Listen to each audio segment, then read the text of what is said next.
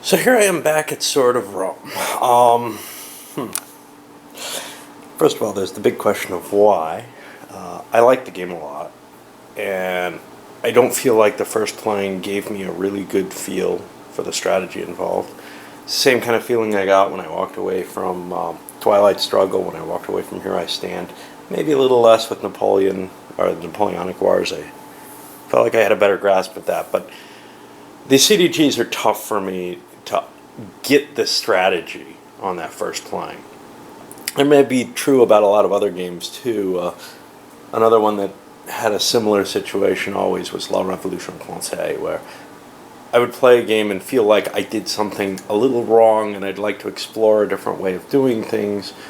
And I'd want to play immediately again. With this, I threw a game in between because I wanted to get more videos up. Part of the problem is I'm just pushing videos out and playing games so quickly. Not so much the playing as feeling required to put the videos out, that maybe I'm not taking the time to enjoy it. I'm taking the time to enjoy this one. There's going to be a video. I'm not going to spend as much time, trying to capture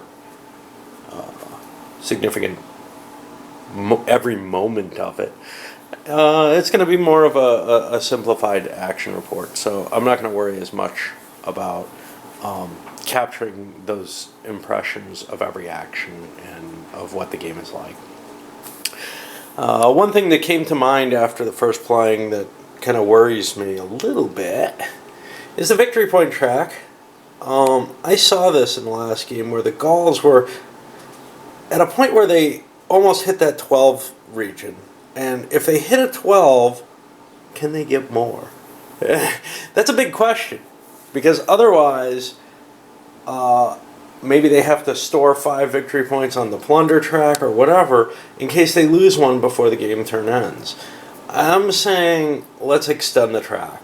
Let's say that you can make it an extra point or two in the bank, as it were, just in case you lose some at the end of the turn.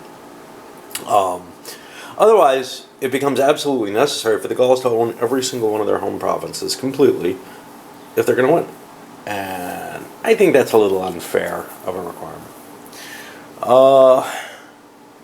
What else? I think sometime during the game, fairly early, I started forgetting that the Gauls had a rule that requires them to discard their hand every turn. I don't know how much effect that had. A minor issue. Bringing thoughts from the last game, and again, it's going to be a 5-player game. I didn't want to fish through the deck to have what I think is probably a lesser experience.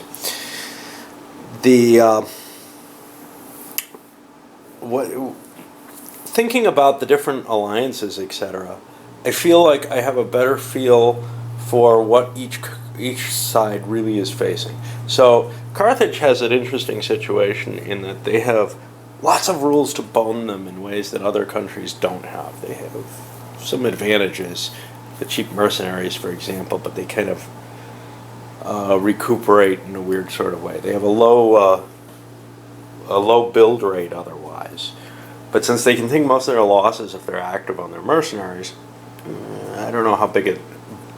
I think the mercenaries are actually an advantage for them. But they have the unrest track, which is a pain in the butt that they have to manage and cope with. And they have that they are facing what is probably the premier and most powerful of all the countries at the beginning of the game. They're facing the Greeks. I think you may be able to. It depends on how the Greeks manage themselves. But my view with the Greeks is you have a lot of advantages early on that start to fade as you're paying for your leaders. So if you don't get Sicily to begin with, you've got some issues. And from there, you really want to try to win early. Because out of all the nations, you're the one that's most likely to just degrade on your own. I mean, not if you get rid of your leaders, but in a sense, that's degrading. So we're seeing sort of the Greeks want to focus on Carthage. And Carthage may or may not be able to hold against that. Last game, they had real troubles holding against it, ended up down at the 0 spot. Who else? Rome. Rome were pretty much convinced, and I was before, that as the game goes on, they get more powerful. Which puts the Etruscan Samnites in kind of this, I really, really want to stomp Rome. And that becomes their goal. So they're probably going to work together, allying to not do anything bad against the Greeks, at least early on in the game. And again, this isn't very different from the last time I played. It's just now I understand it a little better, have it more clearly. The Gauls are the problem. What do I do with the Gauls? They also have to realize the Romans are going to get powerful, but their targets are the Etruscans and Samnites. And if they don't take advantage of their targets, they may have trouble moving forward. So they're probably the one player I have to make the most thought about. Do they want to help the Etruscan Samnites against the Romans, or do they just start out against the Etruscan Samnites and maybe move against Rome later? Last game we saw the Etruscans completely wiped out very early in the game. And that, of course, also dropped that player down to the 0 space for the rest of the game. The Vasci are an interesting option for a lot of people.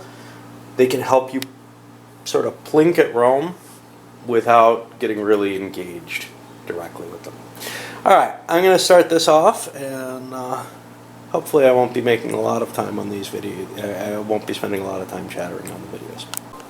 So, the Etruscan Samnite player opens things up with one of their best cards in the game, the Grand Coalition. That forces the Gauls to ally with both the Etruscans and Samnites. It also gives them an advantage of some reinforcements, 3 of them, which is better than an A3 card usually produces. And finally, it allows them to use 3 op cards as campaign events, which allows them to move 2 different stacks, which can include the Gauls, or the Greeks, who they also negotiate an alliance with before during the tournament. This is a huge, huge advantage in terms of them trying to defeat the Romans. A seriously painful start for the Carthaginians. The Greeks marched over to attack Lilybaeum, which they now have under siege. Or no, they don't. The Carthaginians pulled the Sacred Band out of their hand. That allows them to roll 4 dice instead of 3. Their Greeks are at +1 due to leadership, which is negated because the Carthaginians held the space. Got to remember all these modifiers. However, the die rolls sucked for the Carthaginians. The Greeks ended up doing 3 casualties, which is enough that they converted Lilybaeum directly. And it looks like they're on their way to conquering Sicily in this game as well. We'll see. So I don't seem to be trimming these much. Carthaginians landed some reinforcements in Panormus. Learned from last game, I left a strength point behind so Carthage itself doesn't fall. That was embarrassing.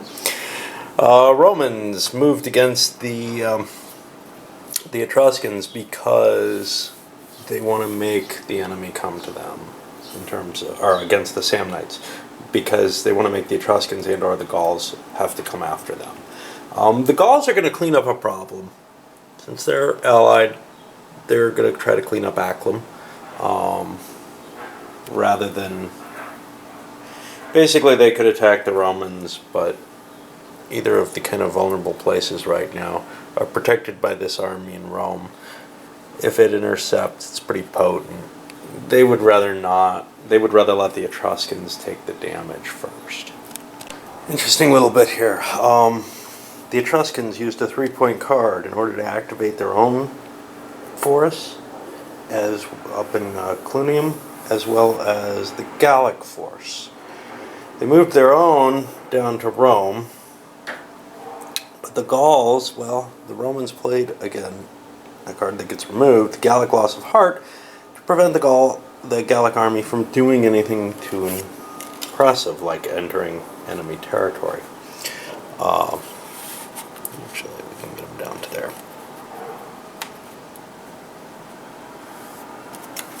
Or fighting in a battle.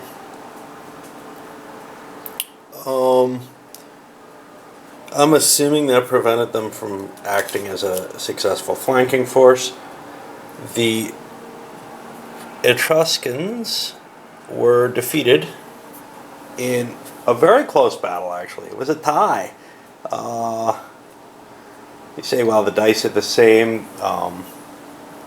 Leadership. I'm trying to remember where the Etruscans got their extra point from. I don't remember where they got it from. Anyway, it doesn't make much difference if they were honestly defeated. They were honestly defeated as well.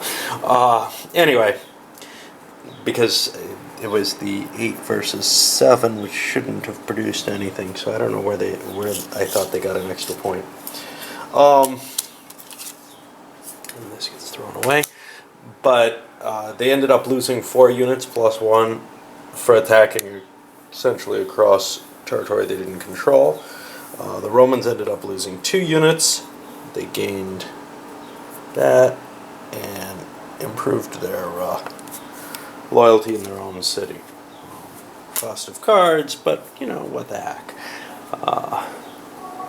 Good stuff. Seeing something of a war by proxy. After the Etruscan defeat, but the Greeks and Carthaginians pretty much just kind of sat in place. The Greeks raising their loyalties in the different cities on Sicily. The Carthaginians raised up some more mercenaries. But then the Romans activated the Transalpine Gauls, and that's for the second time once each round. They got caught without anywhere to retreat to and were destroyed. And now the Gauls no longer have a problem with the trannies. However, the Gauls decided, hey, and turnabout's fair play. They activated the Vasci, who drove off the Roman army. I believe it's down to 2 strength points now. And started sieging Rome, which is down to a 1 loyalty. And are trying to make things look a little darker for the Romans. They were looking pretty good just a moment ago. Alright. In the 4th round, the Etruscans gathered their army to face the Romans. The Carthaginians made an attack using the at any cost card. Now that's gone. But they threw 3 mercenaries away to get bonuses on the die rolls. That put them back, not in control of Lillybicum, but they're sieging it, and it's a value 1 city, so there's a good chance they'll get it. They spent their victory point, or victory advantages from the battle on working to convert that back. They really do not want to end up in the situation they were in last game. Here in the 5th and final round, not a lot happened. There were some failed sieges and the like. But the Gauls did manage to wipe out that kind of annoying tribe in their north. That'll make things a little easier, I think, on them. Could still end up in Roman hands, though. Alright. So that's the wrap for the turn. The Greeks played catapults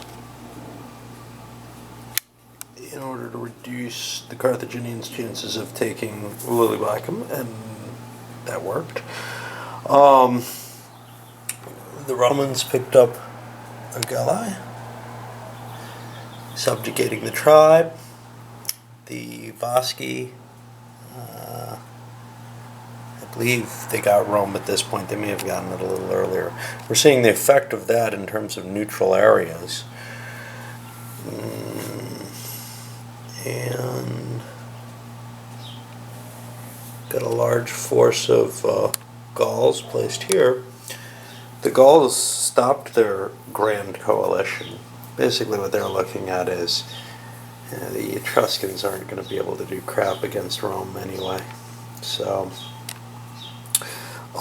They might as well get some victory points against them.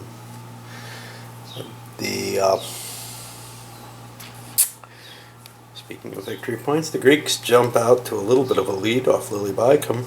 Everyone else is losing points, kind of at a high rate for the Etruscan Samnite player. Once again, they lost an important battle, didn't have things garrisoned. It's a bad mistake, but sometimes you got to take your gamble, and I felt like they had to here. They really wanted to stomp Rome. Got the new Roman consuls on the board. They're not as good as